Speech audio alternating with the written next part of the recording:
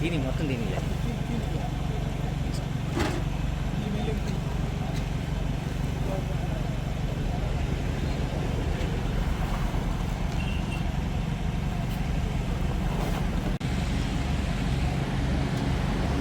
చాలా కేసులు ఉన్నాయి.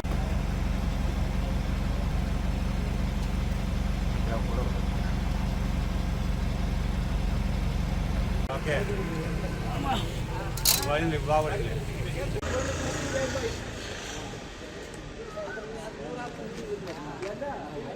ఈరోజు ఉదయం సుమారు 8:30 గంటల సమయంలో మాకు రాబడిన ఖచ్చితమైన సమాచారం ప్రకారం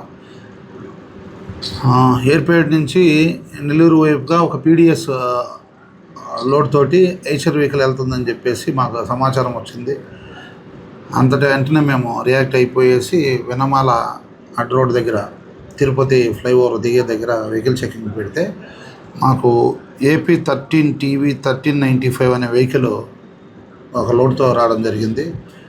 ఆ లోడు ఆపి చెక్ చేస్తే అందులో పీడిఎస్ రైస్ వాళ్ళు ట్రాన్స్పోర్ట్ చేస్తున్నట్టుగా తెలిసింది.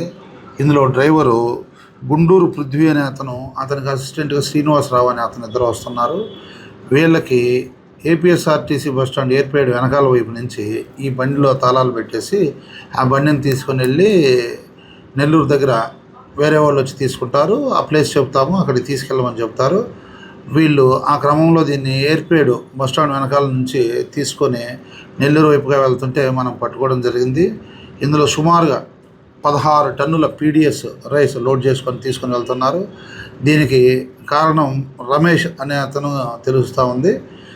సో అతను కూడా తదుపరి దర్యాప్తులో విచారించి తదుపరి వివరాలు ఎక్కడికి వెళ్తుంది, ఎవరు దీన్ని డీల్ చేస్తున్నారనే అన్ని విషయాలు కూడా అన్ని కోణాల్లో దర్యాప్తు చేయడం జరుగుతుంది.